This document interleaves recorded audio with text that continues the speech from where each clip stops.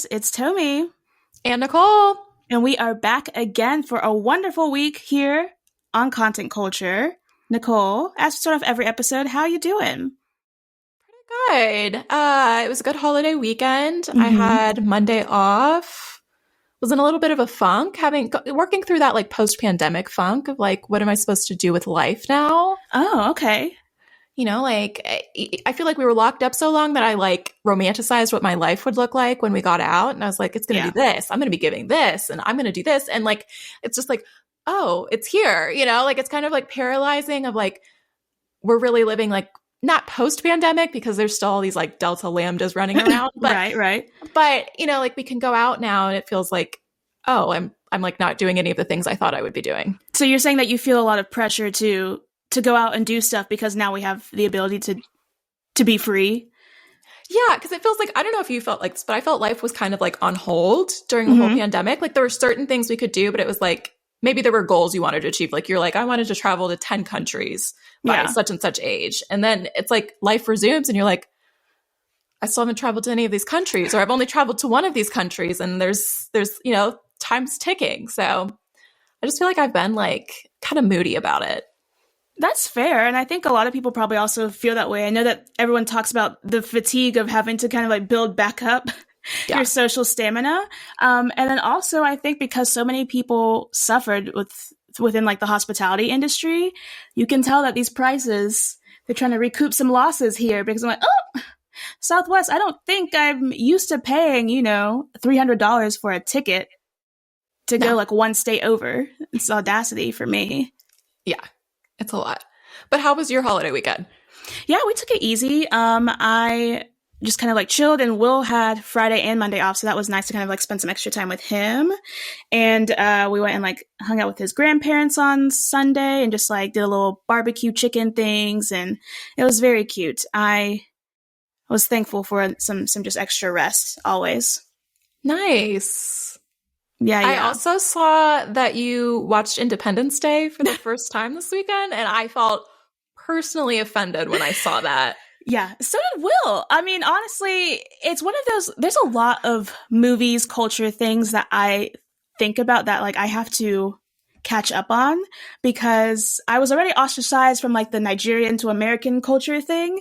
And so there are people like, oh my gosh, you don't know who this artist is. You don't know that movie. Like Training Day, I just watched that with Denzel like a couple months ago. So there's a long list of stuff, and I feel like I need to probably just make my way through a lot of people's filmographies to catch up culturally. But I liked it. It gave everything it was supposed to give in terms of like really bad 90s action movie, horrible CGI flames. Those aliens were, you know, it wasn't some Marvel budgets we were working with, but it did very good. And I saw Vivica. I was like, okay, girl. There's a lot of people just kind of jumping up in there that I was like, I did not know you were in this movie. Right. It's probably one of my favorite movies, oddly. Really? Yeah. That's what he said too. And I can see that like if you watch that as a young child, and that being like one of your first action movies, like, oh my gosh. I know. So even though it's like so bad in comparison to action movies now, it's like nostalgia. I watch it like every 4th of July. So I'm just like, feels comfortable. Yeah, I was like, I'm very proud of you, Hollywood producers, for understanding that you need to have a movie for every holiday. And so like, we're going to do Independence Day so that these people will come out every year. And you know what? They're right. And from now on, that's exactly what I'll be doing. Thank you, Will Smith. Just don't watch the sequel because it's not worth it. Just don't. Oh, okay. It was bad. It was bad. Who was in that? Was that one with Liam Hemsworth or no? Was he in Men in Black too? Because I was about to say that too, and then I was like, I feel like I'm thinking no, of Men that's in the Black too. other Hemsworth. Wait, that's so funny because I think that Liam... so Chris is in one and Liam's in the other? Yeah, or at least it's some type of like president knockoff movie thing where I gotta Google this. Gotta save. Let's Google. Yes, Liam. It's Liam. Oh my gosh. Vivica is back. Oh. And like her son's in it, but it's not good. Wait, is it the original little boy? No. Because I was shook. I was also like, this guy stayed booked and busy as a child. If you don't know who I'm talking about, it's the little black kid that's in Fresh Prince. He like plays Little Nicky. He was in Little Rascals, and then he popped up in this movie. And I'm like, get your coins, sir. And then I realized like I don't think he did anything else after he turned probably like 7 or 8. So I have no idea why the industry blackballed him. Wait a minute. Uh-oh. It might be him. Oh? Okay. I don't think it was. Like, Google says it was, but his Wikipedia page says it was not. It was just the second one. Right, and that's why I was confused. Okay. Well, you know what? Wherever you are, little Nikki out there, I hope you're living a great life. Doing something that makes you happy, because you brought me so much joy. Yeah. Something else that brought me some joy that I would love to talk about, even though I don't think you watch, is Too Hot to Handle. Okay. Did you watch the first season? I did. I was going to say, is it better in your mind than the first season? I think it is 10 times better than the first season. Let me not say 10. 5 times better than the first season. One, because of the cast. When I tell you that these casting producers, they understood the assignment, I have never seen a cast this good looking in my entire life. For reality TV, in my entire life. They did what they needed to do. They gave people from France. They got some South Africans, some New Zealanders, I think. New Zealand, Australian. I'm not really sure. Some Americans, some Brits, all together in a little sexual kumbaya moment. I'm pulling up the cast because I'm like, please are we sure? Please do. And you know what? Anytime I've like shared it with people, I'm like, okay. And also, I mean, some of them, I would go to their go to like the Too Hot to Handle Instagram page and look at their they do like individual cast photos so you can see it a little bit better. Because see how she's already like qualifying this. She's like, just Google it, because if you Google it, then they're not going to be good looking. You have to go to this one and use this filter and zoom in. And oh my gosh! Listen, I'm trying to get you the best representation so that you understand. I am going to the Too Hot to Handle Instagram page. Thank you. While you're talking. Thank you. So basically, if you're unfamiliar with the premise, it's like 10 to 12 Islanders, contestants, I'm not really sure what they call them, and they're all together in this retreat. And on the first season, they tell them, I think pretty quickly, that it's not going to be some type of Bachelor Love Island experience. They find out that you are not allowed to kiss, have sex, do anything sexual during the time there, and every time you do, they deduct money from a prize fund of $100,000 for the group. So the first season, they have these little redemption arcs, people get better emotionally, and after they keep getting money deducted, they end up splitting. I don't know what the final total was, but it's like everyone got like $7,500 or something at the end. And it was like, oh, yay, look how we've come together and matured as people. And then this season, the cast members were wild. It was like the money was just like nothing to them. And at the end, I don't know if this is like it's not really a spoiler, but they show that they're going to give it to one person versus splitting it up. And I think that's good drama. I think that's great drama, one. And I think really, like, if they want this premise to continue to work, they have to make it more money, because people know if you go on the show, you're going to come out with a minimum of 400,000 followers, meaning like 100K is nothing to you, especially when you're going to be splitting it with other people.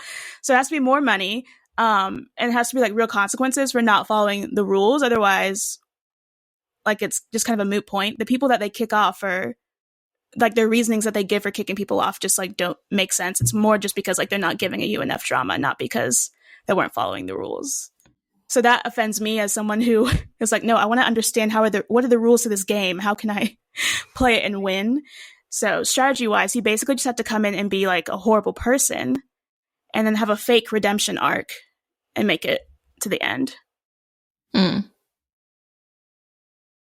But for once on a reality TV show, the lead, like, FaceTime girl is a Black woman.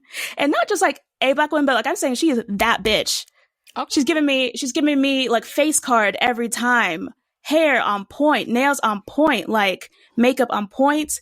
And she's probably the most like charismatic cast member, where she's entertaining you the entire time. And so I'm very excited to see what she does next. Her name is Melinda Melrose, and you guys all need to follow her because... Okay, so I saw her TikTok before she was on the show. Yes! And I was like, okay. And then I saw she was announced on the show, and I was like, okay, might want to watch just for her. She is probably like a casting director's like wet dream for a reality TV show, because she knew exactly what she was doing. Again, I don't want to give too many spoilers, but she would do like her dramatic reactions and her strategies for coupling up and all this. It's because, when you go on these shows, it's less about like, oh, do I think it's really going to work on the outside? Because probably not, especially when it's like you're all coming from different countries. Right. It's more of just like, how can the show sell you and keep you like on getting screen time and stuff too. So she did a very good job of that, and I loved it. It was just watching like her playing chess and everyone else was playing checkers. Fabulous. Oh, good. So wait, what are your thoughts now? Because you looked up the cast. Crickets. You know, good for a reality TV show. Thank you. Not great. I'm looking at Peter.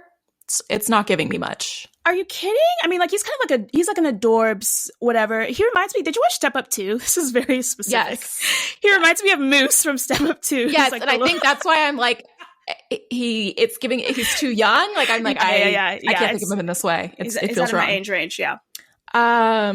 Nathan. Mm-hmm. It looks like someone that would be casted for The Bachelorette. Yes. Okay, like a traditional blonde, blue-eyed American boy. Yeah. Melinda obviously is giving everything she needs to and more. Correct. The main character. Marvin? I don't know what that face is. Is that I don't know. Interesting. Everyone is like simping for him right now, even though Really? he's like a horrible human being, but I think it's the French accent. Okay. Larissa? It's the lip fillers. Yeah. I'm gonna be honest. I mean, like, let me not be a rude bitch, but like Larissa's, she's the outlier, let me just say, of the cast. I'm like, if we took the lip fillers down, we might have something here. But I'm like, I can't look past them.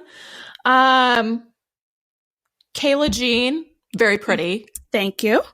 Emily Faye, pretty. Gorgeous. Like I very think pretty. she looks like Pocahontas straight from the movie. Perhaps not the real retelling. Okay. I was gonna say she looks like someone that would be cast on Love Island at like a good in a good way. Yes. Yeah. Chase, good looking. Mm-hmm. And then Carly.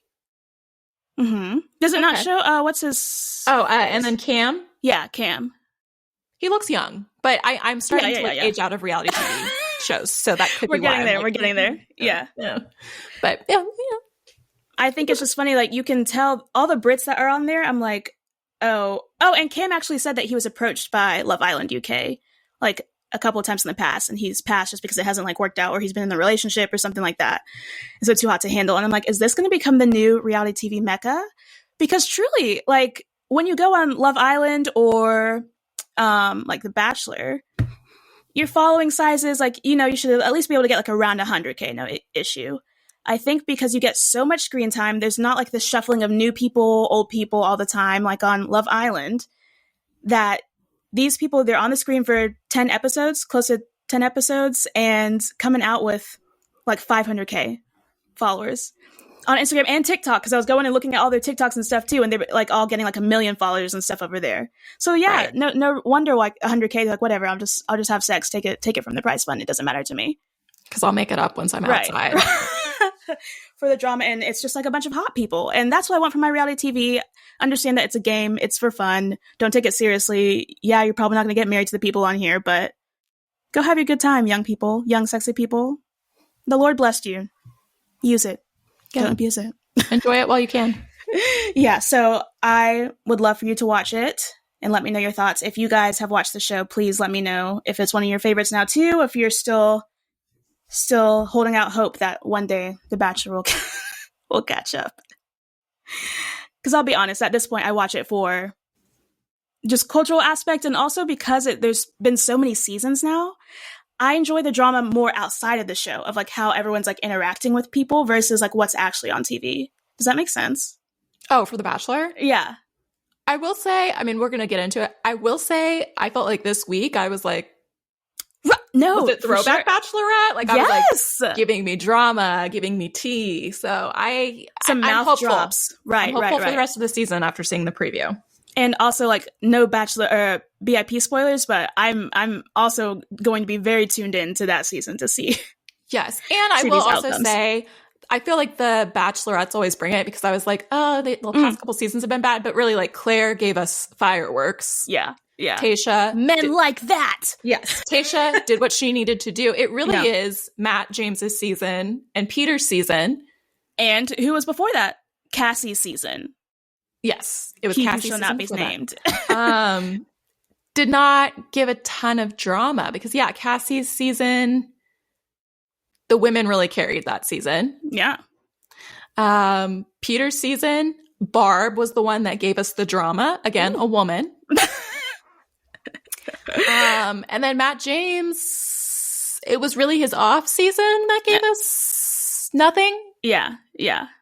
So, I don't know. And I think maybe cancel The Bachelor and just have The Bachelorette. Maybe, perhaps. Think about it. Whoops. I also feel like Matt James was trying to be the return to having like a quote unquote hot bachelor as well, like to be this person that like people wanted to really fight and go after. Yeah. So I hope they keep up that trend because I've been hearing, no offense to my sweet baby boy, Michael A. Absolutely love him. But I think if they want to save their franchise and make sure people are continuing to like tune in every week, like he has a wonderful story. I think he's too pure and I want to save him from this hellhole that is this franchise. But like, I think if you want other people to tune in, perhaps do like a pseudo celebrity one or someone who's just like very, very hot. Other than that, I'm not really sure. The fact that Christian has like the third highest following of this season and he was eliminated last episode, and I saw on Bachelor Data he had like 3 minutes of screen time this entire season. That should tell you something. Right. It's not going well. It's not going well. Sorry, but I'm jumping the gun here and trying to talk about some Bachelor things, but we have some pop culture news I'd love to get into because there's some lots of stuff going down. First of all, I think like the day after we recorded last week, Bill Cosby was set to be released from prison after what could be described as a legal technicality from his previous accusations and charges for sexual assault. And I apologize, I probably should have put a trigger warning here, but just know from this moment on, I'm just going to talk about it a little bit more. I wrote down a couple of things because I wanted to make sure I'm giving you guys some facts and not just F the system and all these people. Because he did, in fact, admit to giving his victims large doses of Benadryl and Quaaludes, which are like freaking horse tranquilizer sedatives, essentially. If you've watched Wolf of Wall Street, it's not an exaggeration of how intense Quaaludes can be for people. Of Leonardo DiCaprio, he's like trying to slide and get to his car and crawl. And there's a reason why they're outlawed now. Because they're highly, highly unsafe for people. And so I wrote down exactly what the district attorney, Bruce Castor, declared in a press release, that due to insufficient evidence, he was rendering a conviction unattainable because he declined to authorize the filing of criminal charges against Cosby regarding the allegations against Andrea Costand, who was the one person out of like dozens that they decided had enough evidence to like make the case stick.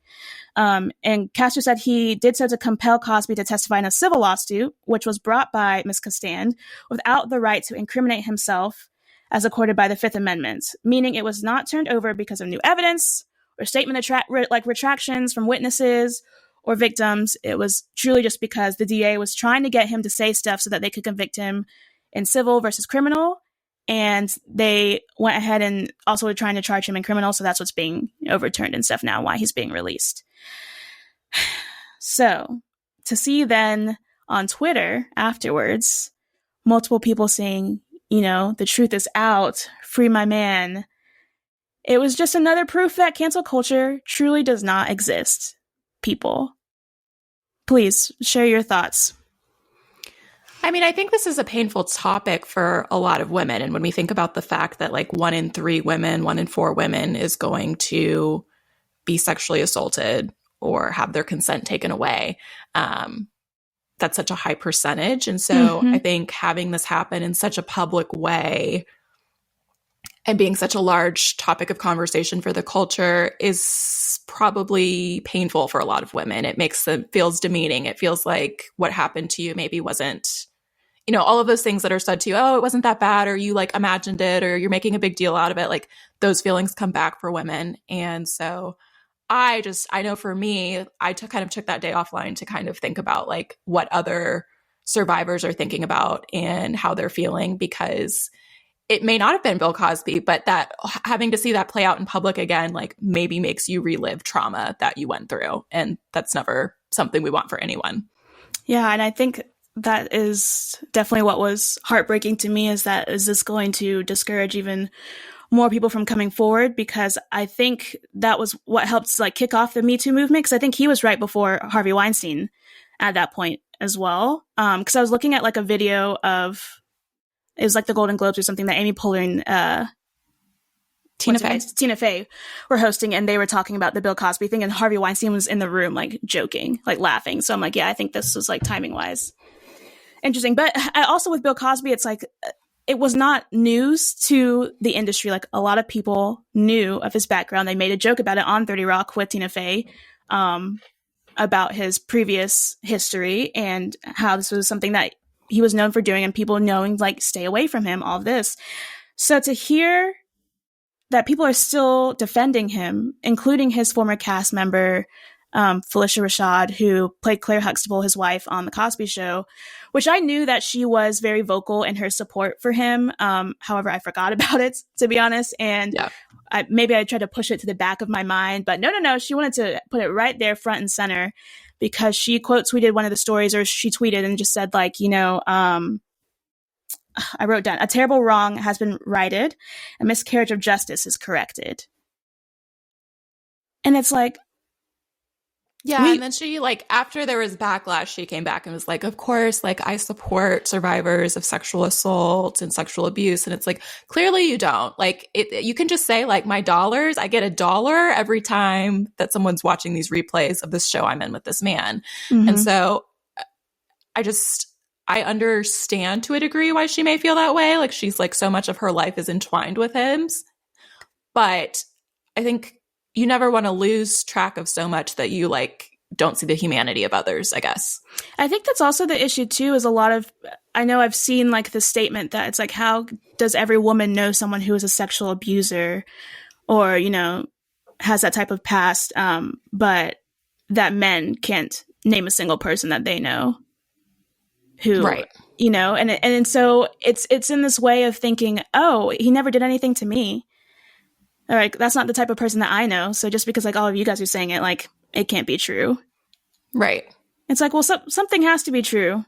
It can be both. You could have had this experience with him where it was a friendship, a mentor, a great career, but you have to acknowledge that he hurt a lot of women. Right. Just because you didn't have that experience doesn't mean the experience didn't happen for someone else. Right. And so I think the additional gravity of her now being a dean at Howard University. She was recently named one for the fine arts department, which I'm sure was a huge get for them. As a student, I would have absolutely loved to have kind of had that access and mentorship and someone like that on your college campus. And to know that a college campus is like a main place for misconduct when it comes to people speaking up against their abusers and trying to get where they feel like they can be safe on the place that they're just trying to get an education and better themselves, live their lives as this young adult in a very vulnerable, impressionable, like, part of life. To hear someone who's on your faculty say something like that, knowing that the facts are out there, and again, it was not because of new evidence or anything, saying like, thank goodness that this man is free. How can you feel safe as a student on that campus, knowing the people that are supposed to protect you feel this way? Yeah, I mean, it's tough. I know Howard kind of like slapped her on the wrist a little bit. I know there were students protesting, but just doesn't seem like the way you'd want to start a new job if it were me. I read that there was also a letter sent out to students and parents from her as well, to the Howard students, and that I went back to go try and find her tweet, and that tweet has been deleted as well. Because I kept looking at it. I was like, it's still up. It's still up. It's still up. And I'm like, I know that someone called you within, maybe 5 minutes of that being up there. So I almost appreciate her saying that and saying it with her chest, just so we know now, like, who you are as a person. None of it was a mistake. Yeah, she should have just how you really feel up at that point. Like, it was up for multiple days. So at that point, just leave it up there. That is your opinion. Mm-hmm. So it'll be interesting how Howard proceeds to go forward. I mean, obviously they did that statement and stuff, but I would be shocked if the students or people who are around that area don't continue to apply pressure as they should.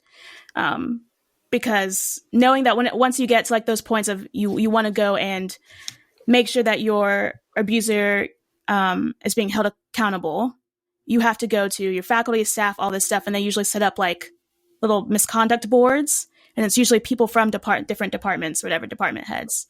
So I just don't see how that could be good for the school to have that type of situation, right, going forward. So just want to end that with, of course, thoughts, prayers, support to all survivors. And I also liked how they shared more about consent and stuff on this episode of The Bachelorette, which we'll get into a little bit later. But yeah, wanting to move on to some Black excellence, Sha'Carri Richardson, who was previously one of my roses of the week.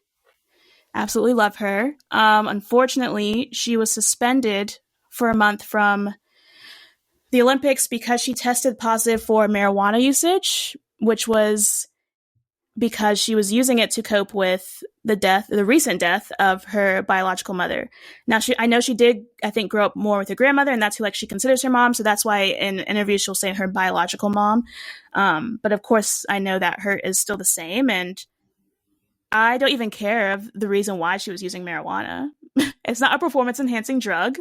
If anything, it probably slowed her down. You should be like, let's give her a gold just because she was able to run this fast while using weed. And so, of course, there's a lot of discourse happening on Twitter of, legalizing marijuana, all this stuff. But at the end of the day, it's not even a U.S. governing body, or at least they're the ones that will decide if she's going to still be able to run after that 1 month suspension, because she could possibly still do like the relay right, for the Olympic team towards the end. But she'll miss her main event, which is like the 100-meter sprint. That is what she's been training and what we've seen and stuff, her making the news and headlines for.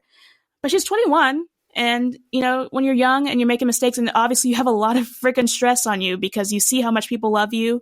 You're going through this emotional trauma with the loss of your mom. Like, I can only imagine how much anxiety and pressure she felt in those moments. Yeah. My take on it is a little different. I will say I do kind of I definitely have empathy for her, but these are the rules of the sport. So Fair. Everyone that's competing in the Olympics has to pass these drug tests. They know it's a banned substance. I know a lot of people have said it's legal where she was in Oregon. That's fine. She knew she was competing in the Olympics. And so this is one of the sacrifices you make. You make all these sacrifices with your body and all these things to compete in the Olympics. One of the sacrifices she was asked to make was to remain drug-free. Again, understand she was grieving, understand she's under a lot of pressure, understand there's stress. But I think there's a lot of talk now about, we need to change the rules for her so that she can run this year. Right. And I don't think that's fair. I don't think that's fair to other athletes who have remained drug-free this whole time. So if the rule changes going forward, let's have that conversation. But to me, she stepped out. She was on to the Today Show, I think, or Good Morning America, and she said, I did this. I take accountability. I understand why I can't do this. And I think we should respect that. I respect that she took accountability, and I think we should respect that, like, these are the rules currently. Yeah, I think, and that's all you can do. Like, I'm definitely in agreement with you. Like, I remember when it was shared in our group chat of the news, I was kind of mad because I was like, girl, we were rooting for you. We were ready to have those flags up and, support and have all this, patriotism that I can only muster up once every 4 years. So to do me like this. But so I was mad that, it's just a short period of time that you kind of have to abstain from that. But again, like, I understand why she felt like she needed to have some type of release. And it is unfortunate that those are the rules. And I am glad that she took accountability. And I just hope that people accept that and then move on instead of trying to berate her for the rest of this year, for the Olympics, her career, and just saying, like, hey, this happened. She accepted it. She accepted the penalty. Let's work on saying, like, okay, why are these rules in place? What does this really mean? And moving forward. Yeah, because I'm sure she feels awful. Like, I don't want to add to that at all. So, maybe it is something that's changed in the future. And I think people are also trying to tie it into this, like, larger argument of like, anti-Blackness being present in the Olympics with the addition of, like, I know there were a couple of swimmers who were trying to use different types of swim caps for more like African styled hair, whether it's like just, you know, that 4C hair, it's too thick to handle like those average swim caps that people use. And the governing board said like, no, you can't use these because it doesn't follow the natural shape of the head. And it's like, but whose natural shape are you using to measure that? Right. The white man? Right. You'll just come out and say it. It doesn't follow the shape of a white man's head. Right. It's like, and again, what is it? Is it something that you think would give them an edge in the water if they were to have a different swim cap? Like, what's the need for this discriminatory policy when it's someone who's trying to comply by the rules and compete in the sport, bring you a lot of money to the sport, and you're just like, no, I don't want you to wear a slightly different swim cap? Well, and what's so wild for me, at least like USA swimming for like the past decade has been working so hard on like expanding and bringing in Black children into swimming. And then you do this. And I'm like, so this is just going to deter people again because they're going to say your sport is anti-Black. Right. It's like once we finally start getting caught up and getting that equity and saying, oh, we've made it here, then the rules change. And it's like, oh, okay. Good to know. Good to know that you guys keep it consistent across the board, whether it's like, you know, corporate America or sports. That's just how it'll be. Always moving the goalposts. Always moving the goalposts. And then there was also another cases too of two female runners who were Black, and they had like higher levels of testosterone naturally, and said that they cannot compete as women because of the hormones that their body naturally created. Right, which I do have a problem with, because I'm like, if they are naturally have higher levels of testosterone, that's between them and God. Right. Take it up with the good Lord, baby. That's not between us. So. Because why do we praise Michael Phelps for having like these lungs of a god and like his oxygen levels and being able to swim how he does because of his natural gifts? But in this sport, when they were also given these like natural abilities, is that not just called sports? Is that not just called athleticism? Right. I'm like, let's be honest. I'm like, every great athlete is like a genetic freak, right? Like there's something with their body that's different, or they're taking drugs. But if they're not, like they are a genetic freak. They're an outlier. Right. Like you and I cannot get in there and do these things. Unfortunately. Wish we could. Listen, the way this cardio is set up, going up and down the stairs in my home is right. Is like a I miracle. did leg day the other day, and I was like, I can't walk down the stairs, so I will not be competing. But I'm like, if my body or someone else's body was created in a way that allows them to be excellent, we shouldn't punish them for that. It's giving misogynoir. It's giving, you know, transphobia, all of the things. Well, and that was the other thing too. There's the New Zealand team. I don't know if you saw, they had a weightlifter that is a trans woman. They had been testing her estrogen levels. They fell within the IOC's regulations, and the International Committee came back and they said she can't compete. New Zealand said, we're ready to send her. We've tested her. We know. Yeah. And they came back and they said she won't be allowed to compete here, even though the rules say she should, based on like transition date and all of that. Make it make sense. That's wild, especially if you're going to ban her because her levels are in place. Then how are you able to also ban the Black women? It's the hypocrisy for me. Like, if you guys could see my face right now, I don't even know. They're going to have a lot of stuff they need to work through for future, because the way I'm ready to like pick up a sign, tell me where I'm going to go to protest. Like, where's the city hall for the Olympics? I'll be there, because it's ridiculous. They don't want anyone to be great. That's what it feels like. Yeah, the standard's continuously shifting, and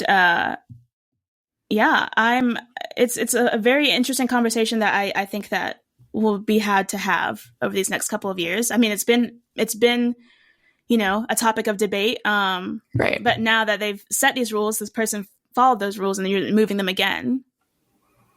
Just say it with your chest. You're transphobic. It's fine. Yeah. And then also, I wanted to discuss Rachel Nichols and her recent comments that came to light, who works for ESPN. There's a show called The Jump that she hosts and does her little takes on some sports and whatnot. So over in like June of last year, during the height of like the Black Lives Matter movement, there was some audio that was taken while she was kind conducting an interview and she had finished and her mic and stuff was still on, so it was recorded and sent back to headquarters. So ESPN has had this for a while, so I'm not really sure who leaked it right now. But basically, she was sharing that ESPN approached her to ask her, hey, would you want to do some sideline reporting instead of like the main hosting thing? Basically, because she was like kind of up for the same job as Maria Taylor, who's another journalist, commentator at ESPN, who is a Black woman. And the audio is just kind of Rachel talking about how she thinks that Maria is getting this job because they're trying to do this big diversity push right now because of their horrible track record, which is true, that they have a horrible track record, and that she doesn't deserve to be like pushed like this, pushed around in place of Maria. And I just thought what really makes the story is because over the past couple months, she's been heralded as like this white ally, who's a huge spokesperson for the Black Lives Matter movement and what's happening in sports, and commending her fellow coworkers of coming out and speaking about their own experiences with white supremacy. And then to hear this stuff like this, I'm like, this is what I find performative allyship for me. It's not just about sharing the little cute IG graphics or, putting like hashtag BLM in your Bumble profile. It's when the real situations happen and you have to check your ego. You have to check your previous worldview at the door. And when Black people say, hey, these are the steps that we want for change, can you make it happen? And you're like, sure. So we want representation. We want people who are also making those decisions in the room. So if the representation is happening and you're one of the people who said, is in the way of that happening, if you don't step to the side, then what does that mean? Does that mean that you're really not down with it?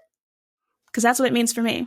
Well, and some of it's even worse than that. So like Rachel Nichols, her mother-in-law, her stepmother-in-law is Diane Sawyer. Yep. Maria Taylor actually played basketball. Correct. That's why she is a commentator. Mm-hmm. So that's like worth noting. Having experience playing the game probably changes the way you comment on it. But also, I do want to say, just want to jump in there that is the goalpost that they've been putting for women to stop being in coaching positions and commentator positions. That, if they didn't play the sport, then like how can they have the right to say something? Which that's also kind of like ableist in the sense that like just because you're not physically able to do something does not hinder your understanding of how a sport works. So I think it's interesting that in this sense, the one that actually has played the sport, has close to a decade of experience in screen time, and is working her ass off, that you choose her as your person of saying, oh, she's a diversity hire, girl. Miss me with that. Yeah. And then what's perhaps worse to me is that Rachel Nichols, when she's being recorded in this, in her hotel room, and it was released by someone at ESPN. So that's how it came out, is another Black coworker got this tape and said, Maria slid it to her and said, you might want to watch out. When ESPN found out, they demoted that woman, that Black woman that slid it to Maria Taylor. The plot thickens. And that was last year. This never came out until just now. So you have to look at that and say, interesting. ESPN, are you actually like living by your values of we want this to be an open workspace? Absolutely not. The other thing is Rachel Nichols, when she's told that she's going to be the sideline reporter and Maria Taylor will be the main person for the finals, calls someone in LeBron James's camp and starts laughing about, and he says, I'm just so tired of the Me Too and Black Lives Matter movement taking up so much space. And she starts laughing. And I think we talk about performative allyship. I think that really shows, like, if you're not willing to, behind closed doors, be about it, then, like, you've got some work to do. Yeah.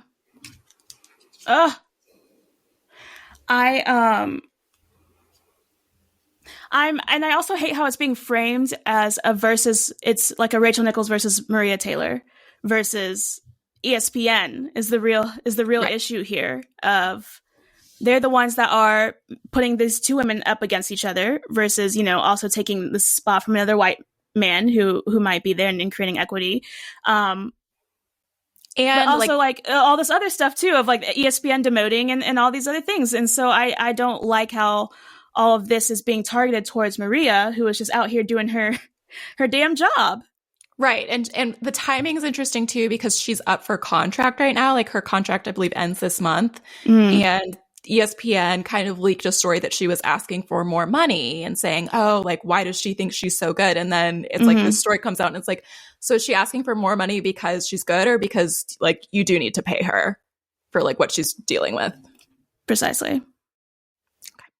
Yeah. All of it is just very interesting. I thought it was hilarious to find out that this woman, who was the daughter-in-law of Diane Sawyer, who works for another Disney-owned network, and also that the father-in-law too was like the director who did like The Graduate, Virginia Woolf, Charlie Wilson's War, like huge director. He's passed away now, but like she married into a very prominent, well, tied family. Her husband directed the I'm in Love with a Stripper music video. Fun fact.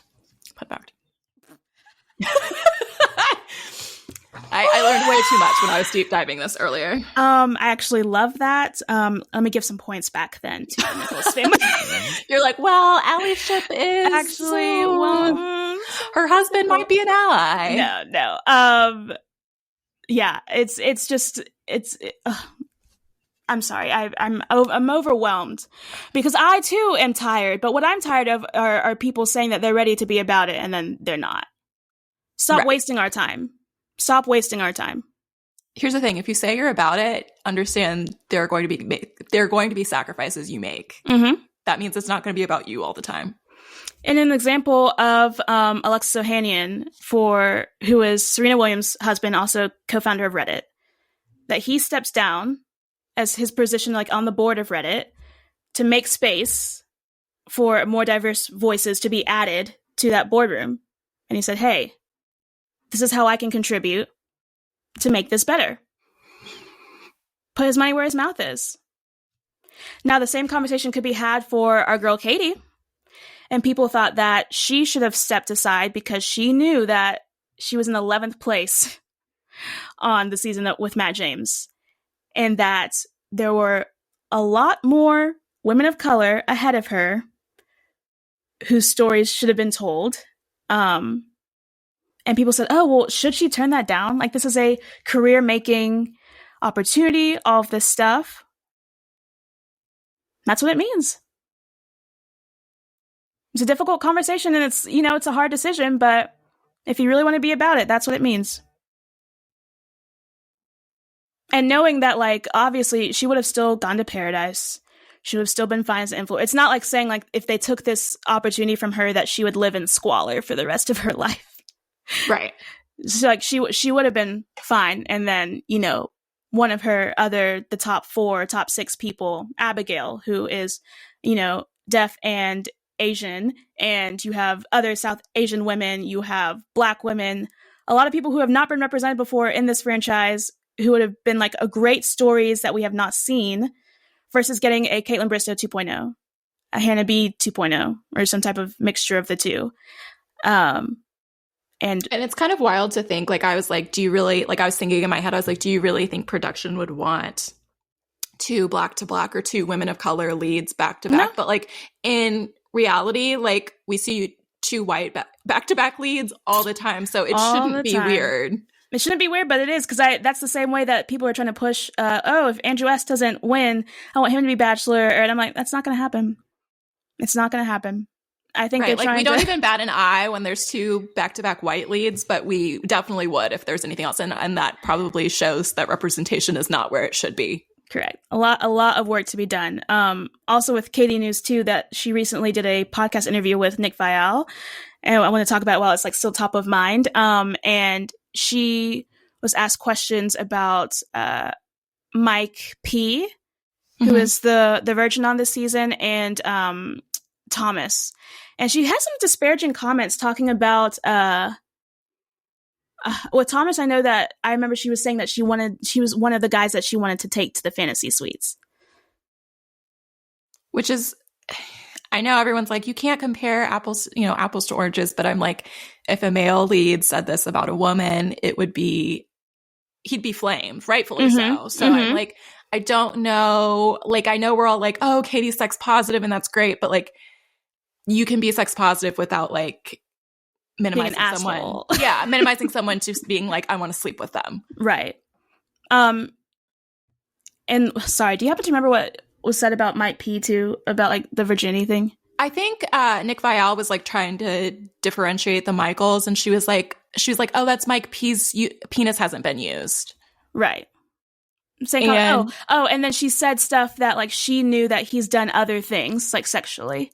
Right, which I'm like, that might come out later in the season on screen, but I'm like, is this really your place to like to share that information? Probably not. Mm-hmm. Actually, I'm going to say no. Yeah. Especially because she doesn't know what's going to come out on screen. Like the producers, they edit stuff out all the time, so you don't know if that storyline is going to be something that is for sure going to be shared. Right. So it made me look at her differently. I was like, this is like, she should have gotten some more media training. She hasn't really addressed it. Like, she's just kind of kept going. But even if Thomas were to be on mental all and to be like very rude and aggressive towards her, I still don't think she should be talking about him this way on a podcast. Yeah.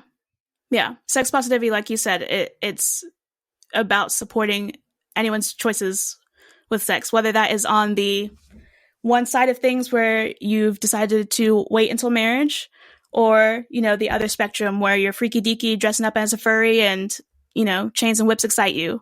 Right. It's like letting people make their choices. And so we shouldn't talk about people's choices because it's not our business. Mm-hmm. Fair. And that's it for me in terms of news. All right. Well, let's get into this episode of The Bachelorette. Whoa! Nicole, and like you said earlier, this episode, it was really giving me some throwback vibes. I was entertained from start to finish. Same. I was like, oh, I'm glad I didn't miss any of this because there was a lot happening. So we start out the episode and the men are relieved that Thomas has gone home. There's not going to be any more drama. They are talking about the possibility of someone getting a one-on-one date and it being really special. And you knew what was going to happen. You know, as a viewer, you knew. Honestly, you were like, I did not. Oh, I mean, like, I knew that he was about to come in. But, yes. Okay, but I didn't think he was going to be I didn't think he was going to be there, like, that date. Oh, okay. I bet you knew Blake was going to come in. They're like, everything's so calm now. It's so peaceful. And then you cut to Blake and he's like, I'm getting ready to move into the house. Tayshia walks in and tells them, you know, Katie's concerned about men being here for the wrong reasons. I know someone that is interested in Katie for the right reasons, and he'll be moving in shortly. It's Blake. He walks in. He's like, hey, guys. No, you don't like me. Hey. But I'm here. I'm here for Katie. Yes, I dated 3 bachelorettes now. It's weird, but like I'm going to get in front of it. So I'm just going to say it before you can. I'm here. And they react about how you expect. No one yells or anything, but they're all kind of just like, date card comes. They're all excited. They're like, F Blake. Let's see who's on the date card. And the first one-on-one date is going to Blake. I should have understood because I know that the promo showed the Andrew S. date being at night, but I was like, oh, I thought it was going to be him. I just thought that was ballsy for it to start off with Blake. I also will say that I think he approached it very well in him talking to the cast. It was not the Heather situation, which I'm sure a producer told her to go straight to Matt James, but I think to have the respect and say, hey, this is why I'm here. I know that it's weird that this is now my 3rd Bachelorette, but I've never met someone like her. Kudos. Just keeping it a buck. Yeah. Right. So they're out there uncomfortably. Katie shows up to pick up Blake and walks in and she's like, how's everyone doing? And I was like, girl, stop. And like no one says anything. And she's like, oh, okay. So not well. Yeah. She's like, Blake's here. I'm interested. I think Courtney asks her if they know each other. She says that he DM'd her one time. But they've never met in person. The chemistry was just so flammable, really, when she met him that she was like, I had to bring him on. So they are going on their one-on-one date. Greg is concerned. We see Greg and Connor cuddling, and he's like, I think this guy could be a threat. Like, I think she might really like him. So it's the beginning of our jealous Greg arc, I believe. Yeah. You know?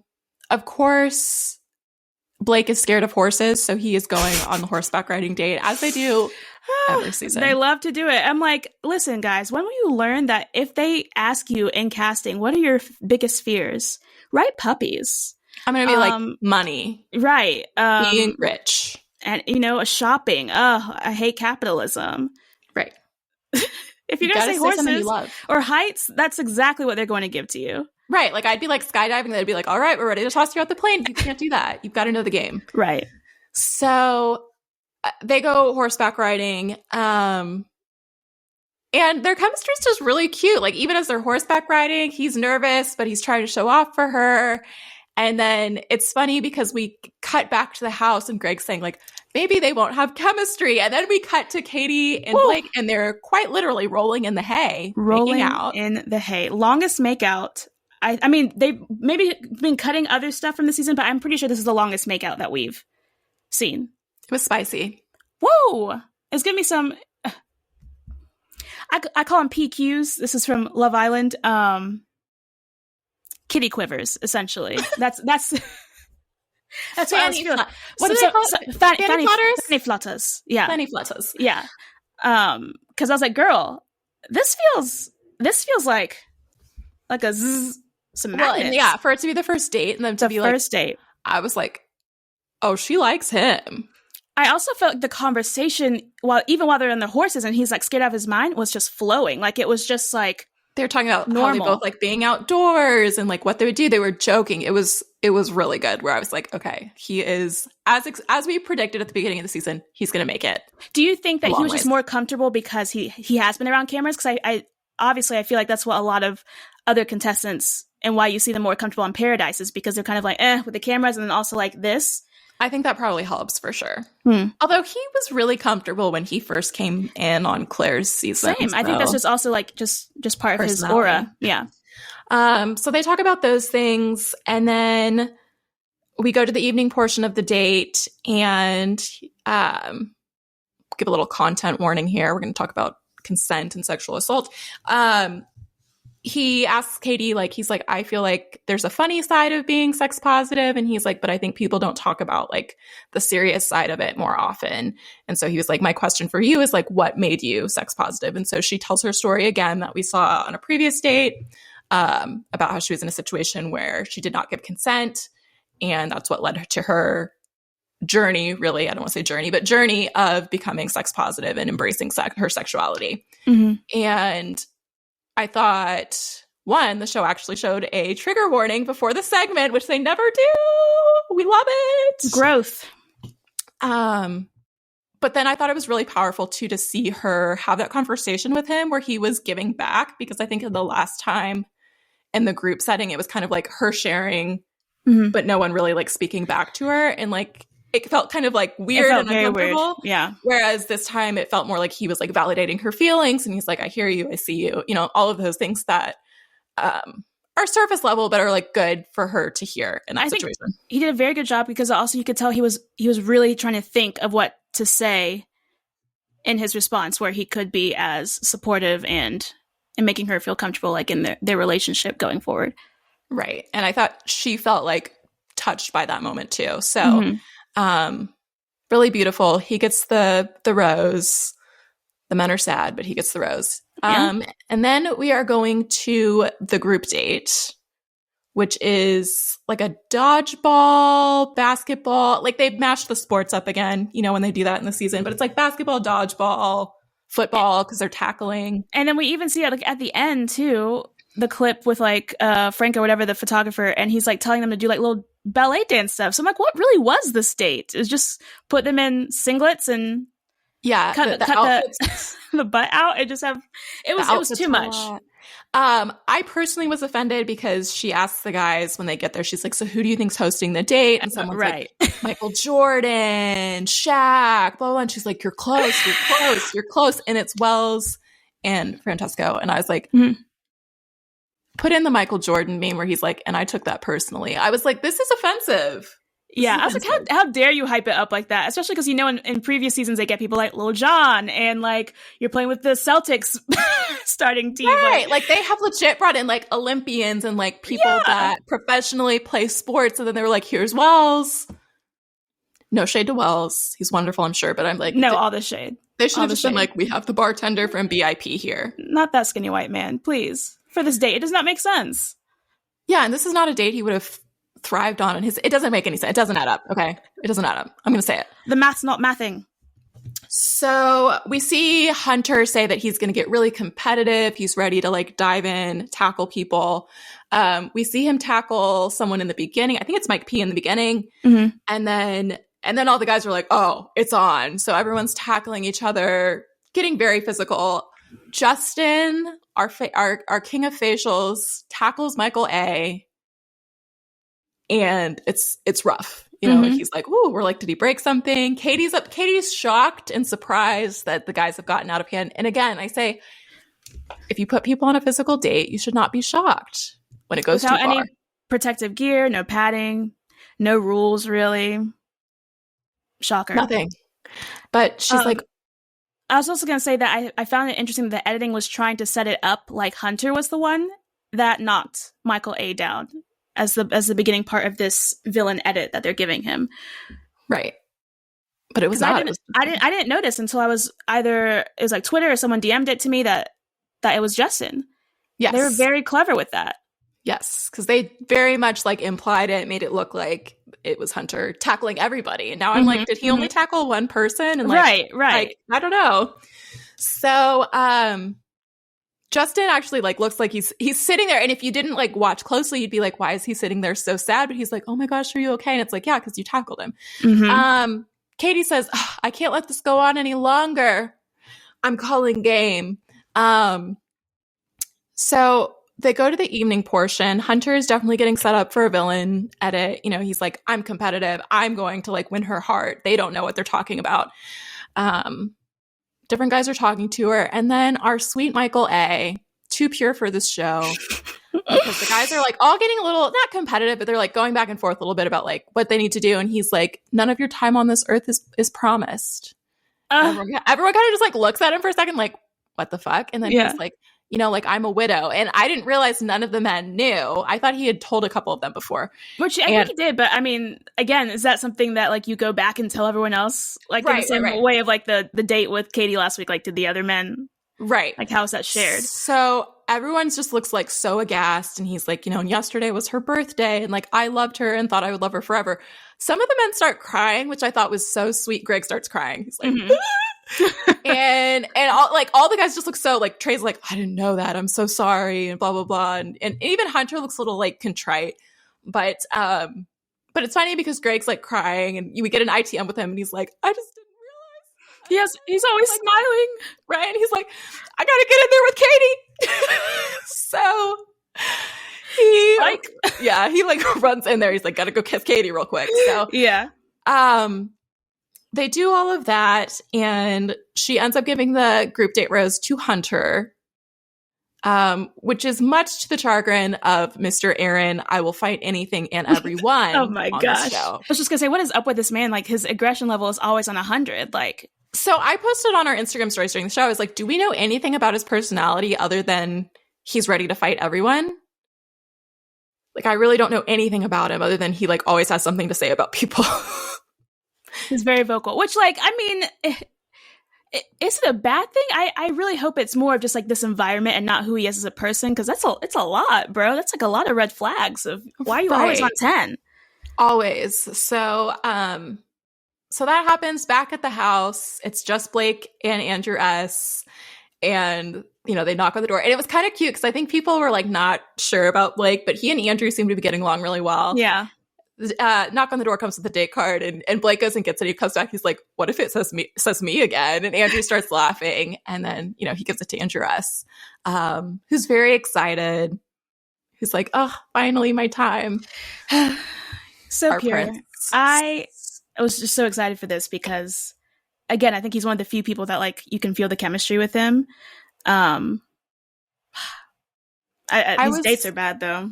I'm not gonna lie to you. Yes. So I was really disappointed when we get to all the guys are waiting for her to come get him. And it's like morning, and then it's lunchtime, and then it's dinner time, and then it's dark. And he's still there and he has not left. And you're like, so our man's only going to get like a dinner portion? Yeah. Like he's not going to get a full day like everyone else does? Yeah. So he's like, I think she forgot about me. And I was like, oh. No one could forget about you. So she shows up. They walk out into the woods. Again, you're kind of like, what is this date? Mm-hmm. They have, she plugs the stuff in. I thought it was going to be like Matt season where it was like a carnival for a second. I was like, they are really reusing these date ideas. Uh-huh.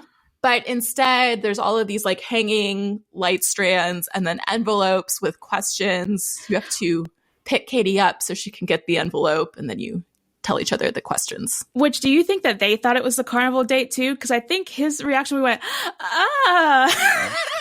Yeah, like, I got that vibe. Like, that was my reaction on the couch. Like, I was watching, I was like, oh my God. And I was like, oh. It's lights. Like, you I was brought like, are me they out here at like night for a very short date for lights. I was like, are they gonna have dinner out here? Like, it looked kind of like a staged wedding shoot, like not an actual wedding reception, but like a wedding.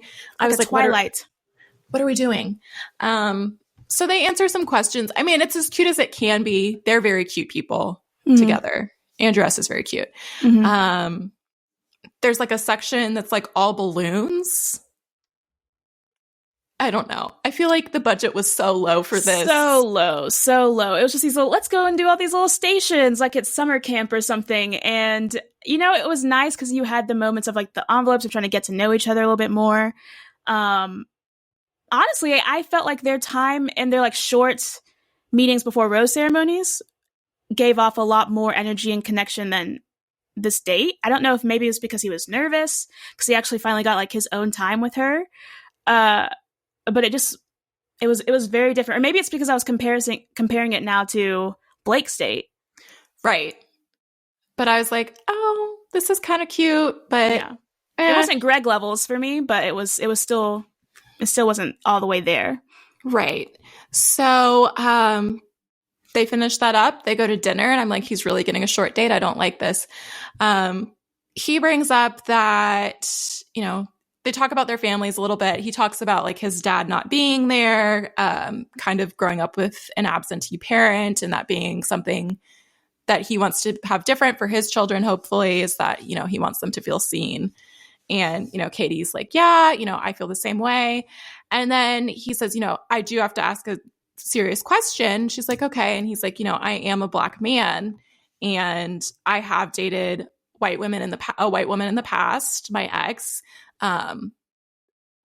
was troubled by the fact that our children might look different than her, and that people out in public, he says, in the grocery store might not realize that they're her children. And so he's like, you know, like, I just kind of wanted to talk to you about like how you feel about that.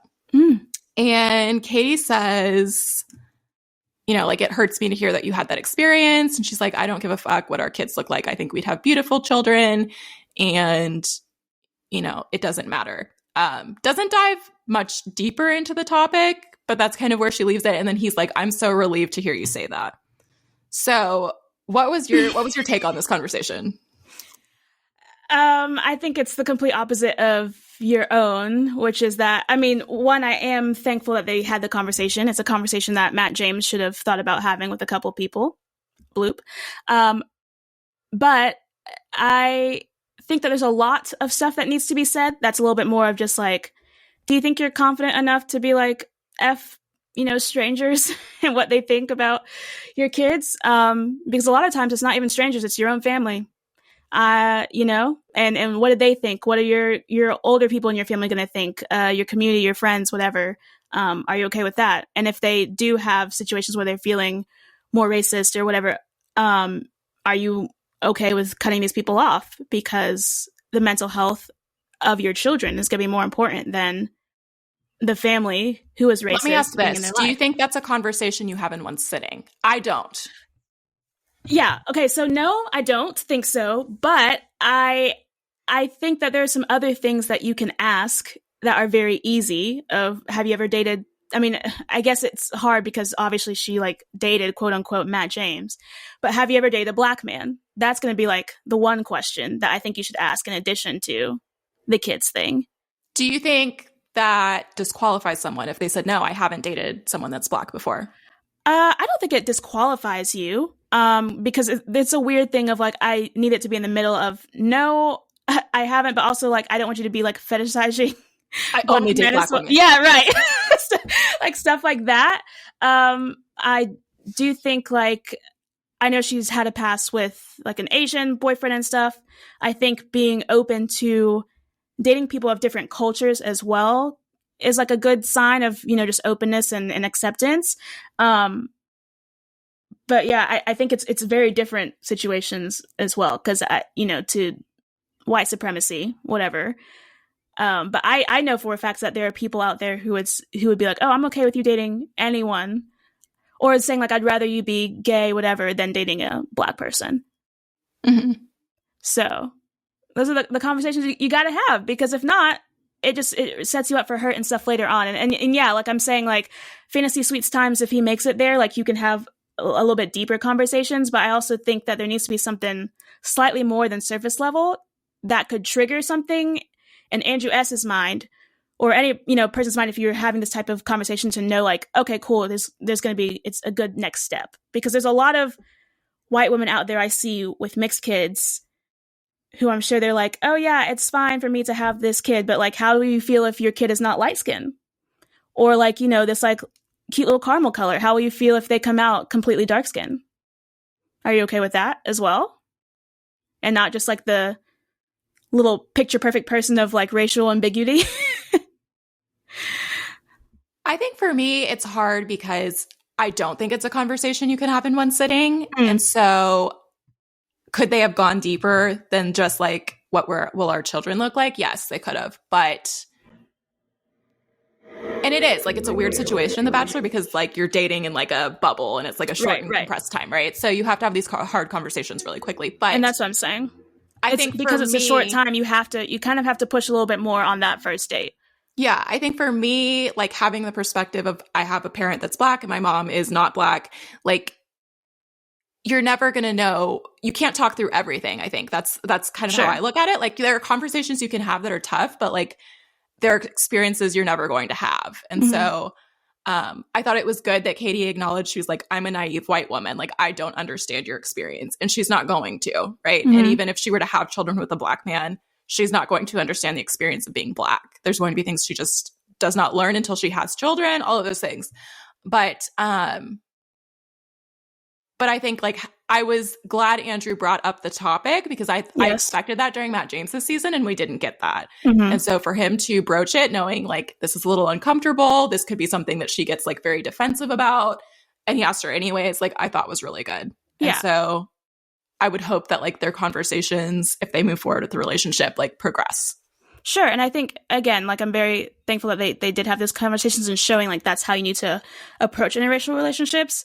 I also just don't want her to necessarily get praise for doing the bare minimum on her, of saying, like, oh, because she said these things and, like, I won't understand. Like, good for her for understanding it's going to be slightly different. I just think, like, well, no shit. I thought it was, I texted you, I was like, I thought it was a decent response. It wasn't like A+, wow, she wowed me. It was just like, she acknowledged, like, I'm not going to understand these things. I'm more happy that he brought it up versus her response. So I guess that's where I was just slightly different than you. Yeah. I mean, I think him bringing it up is a big step. Like, I said that too. So I think it's good too to, like, have these conversations, because people think, like, there's, like, one outlook on it, and that's never true. Like, it's not a monolith, and, like, Tomi might feel differently about it than I do. And, like, it's not going to be the same right answer for everyone or every family or every couple. Yeah, definitely. But again, that conversation is the first step. Yeah, for sure. So they have that conversation. They go into a hot tub for a little bit. She says, like, I'm so glad I got to see you at a deeper level. Gives him the rose. And this was an episode, Tomi, where we actually got both one-on-one dates, a group date, and a rose ceremony. Maybe that's why it felt so good, because it felt like, book open, chapter close. And you know what, producers? It's like, wow, this formula actually works. Who knew? Right. And, like, don't stretch out these episodes so that it's like one date here, drama. Yeah. End.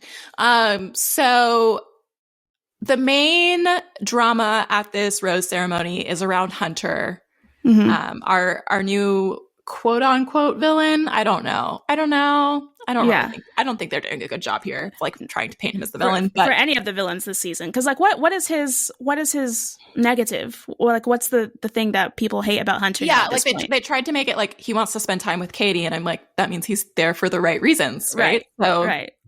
You just kicked off the other guy for not being there, but now this guy who actually wants to spend a lot of time with her, you're mad about it? Maybe you should be mad that you didn't think to fight yourself. right.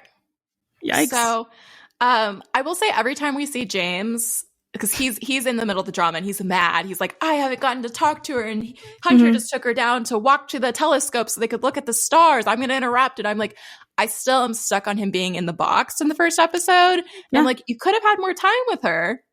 But if you hadn't stayed in that box so long. So like, I don't want to say I'm like disqualifying your complaints, but like every time he complains, I'm like, well,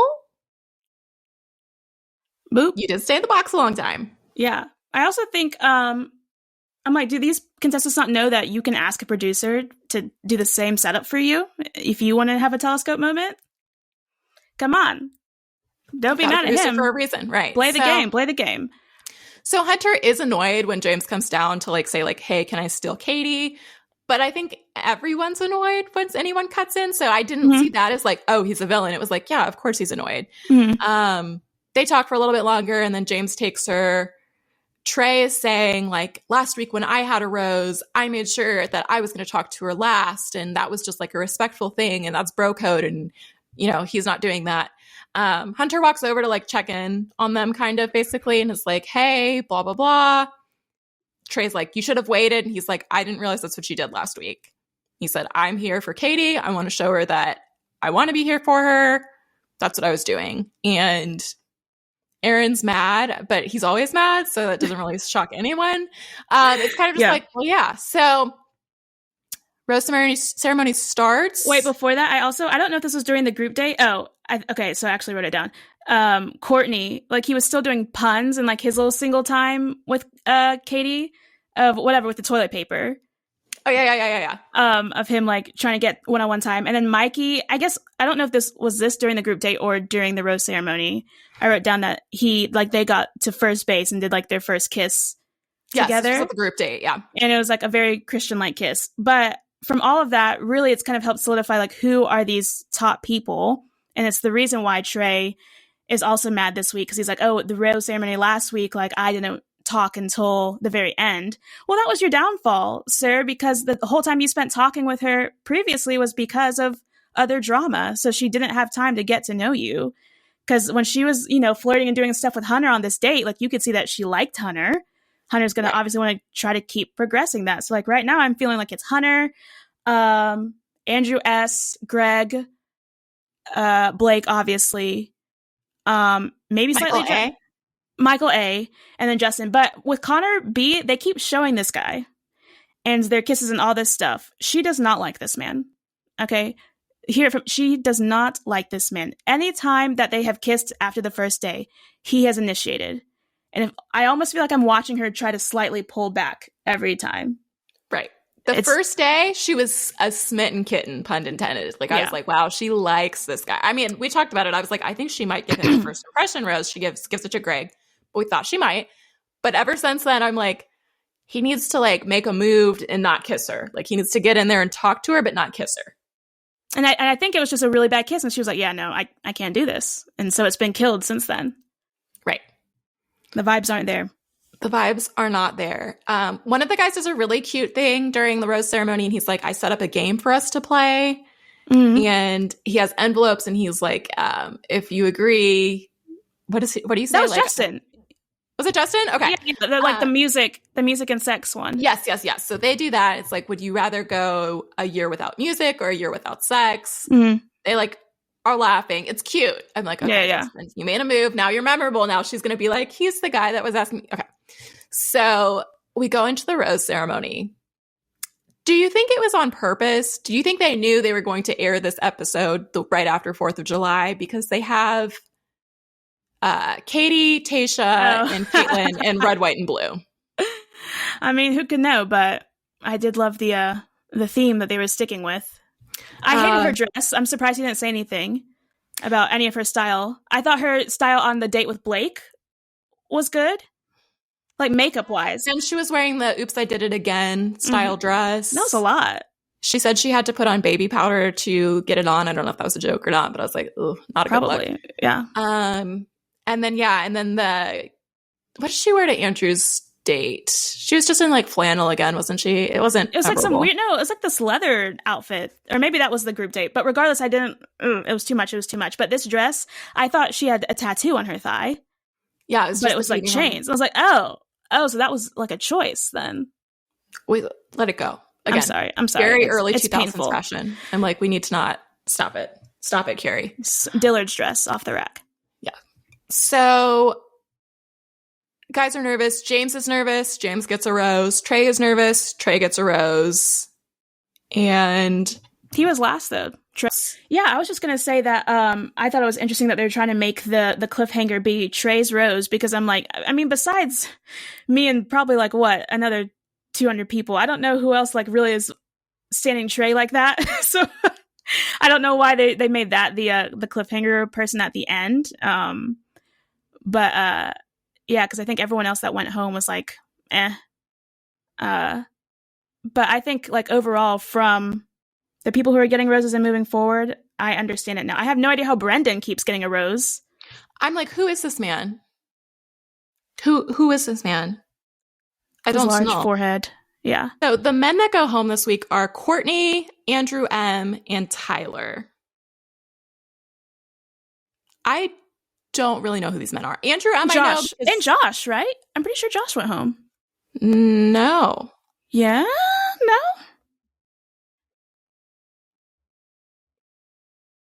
Okay. I mean, unless Reality Steve's wrong, which is possible, but also who is Josh? That's what I'm like, who's Josh? He was a black man. That's all I've got for you. Okay. Yeah. Yeah, but I mean, precisely, there was like no one left at the end for there to be some type of cliffhanger. Right. So those are the men that go home. That's fine. And then we see the mid-season preview, which was, I think they did a lot of editing here to, kind of try and throw us off a little bit. But also it was so good to see after we got a full episode, because I was like, now I am excited to watch the rest of this season. Yeah, it was spicy. It was given storylines. I honestly saw a lot of spoilers, and usually I have to watch it like 2 or 3 times to see some spoiler stuff. And I was like, okay. Could see some like hometown whatever stuff happening. Right. We saw guys talking to family members, and I was like, so you're telling me they have a hometown? Yep. And you could also deduce, again, I don't want to like share anything. You can do it if you want to, of who else gets, one-on-one dates for the rest of the season. So if you don't see your fave there, well, I'm just saying. They might not get a one-on-one date. Might not. So, yeah. So that damn ambulance as well keeps popping back up. I thought it was going to be for this date. And I'm like, oh, so you didn't even use it for this. So who knows what that'll be there for, if it's even used. Yeah, it's probably they just have the footage. They were like, we'll just throw it in there. Throw it in. We have it from every season. Just throw it in there. Yeah. So yeah, it looks like it's going to be good drama. We have Katie crying. We see the clip of her saying like, book my flight. I'm done. We see Greg crying and storming around. He's saying, I need a minute. We see Tayshia talking to what looks like Blake, but we don't know for sure. The shot's kind of edited in a way where you can't tell. We hear a lot of like, am I ready for a proposal talk from different men? We see people showing up at Katie's door. There's a lot. There is a lot. And we still haven't seen the boombox thing as well from Blake, of holding that outside of her. Right. Holding the boombox outside of her hotel room. Right. So, I mean, we're what, 4 weeks in, 5 weeks in now? Yeah. And we've got some good stuff coming, I think. Got a lot of potential front runners and stuff. What are you thinking? Final Four, have we shared or updated that recently? I feel like we shared a week or 2 ago. I still am going to say Blake. I think the chemistry is just like up there.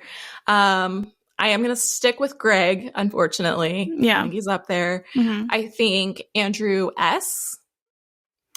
And then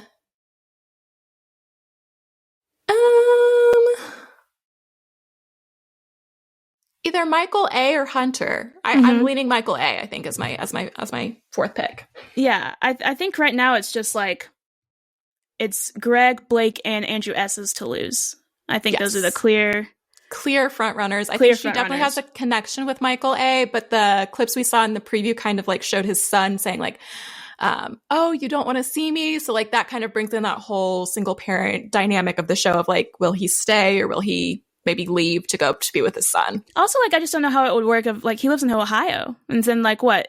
You get engaged, all this stuff. Like, is she going to go live in Ohio in her new Bachelor fame, doing all of her, you know, responsibilities and interviews and all that stuff? I mean, Blake lives in Canada.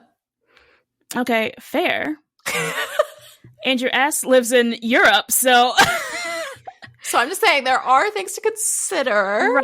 Right. I just feel like they are a lot more mobile than a person with a child. Would like, take them out from family and all that Although stuff. Andrew S. like plays football professionally or whatever. So that's true. But I'm like... Maybe he's just gone for the season. They're doing one of those things. But I'm like, his isn't as mobile if he's still playing, which I'm assuming he is. I feel like if you come on this show, you're ready to not go back to your former career. So I would assume which would be fine unless you have a child and that's your career because you can't really just give that up. Yeah. Yes, exactly. But those are my thoughts. I'm excited for the rest of the season. I think it started off very, very slow, but I think it'll give us some good tidbits here at the end. Yes, I am very excited. Also, I think Caitlin and Tayshia are doing great. I just want to say that. I love seeing them every episode. At the beginning of this episode, Katie was asking Caitlin about bringing Nick Viall back, and they were like going back and forth about that. You know, Tayshia dropped in to say like, Blake's coming, get everything ready. So it makes me happy to see them. Very supportive, and I think like this would have been a very different struggle if those two women weren't there, especially considering that Blake does come back, because like that's a very specific thing that Caitlin can advice which I love. I am curious who is going to host for Michelle's season. Yeah. And hopefully there's been rumors that they will have at least domestic travel. So let's keep fingers crossed because I cannot do these Fisher-Price dates anymore. I need her to have more. I did see everyone saying like filming may start soon for her season. I know she was active on social media this weekend, so she hasn't left yet, but I am crossing my fingers that they will have a bigger budget for her. Bigger budget, and that Bao, our king, will also be there. Please. Well, should we get into our roses of the week, our rose of the week? Yes, absolutely. Shall I go first? Who's your rose going to? Yeah, who's your rose going to? So, as I previously shared at the beginning, Melinda Melrose from Too Hot to Handle is my rose of the week. She is an icon. She's a star. She is the moment. I want her to thrive and be like Justine from Love Island season 2 and just get all the good things coming to her because she's dealt with some F-boys up until this point and she's killing it. Keep on going, girl. Let's give her roses. Love that. Mine is going to Woj, Mr. Adrian Woj. I can't pronounce his last name, but I'm pretty sure it's Woj. No, it's very long. It's very long. No, but I'm just saying, yeah. If you look up Woj, he'll pop up. Yeah. He was unexpectedly in the middle of this Rachel Nichols, Maria Taylor, ESPN stuff. He was interviewed in the original piece for New York Times, and they kind of like asked him what he thought about Rachel Nichols, and he said she's a bad teammate. That's all I have to say. Is that really it?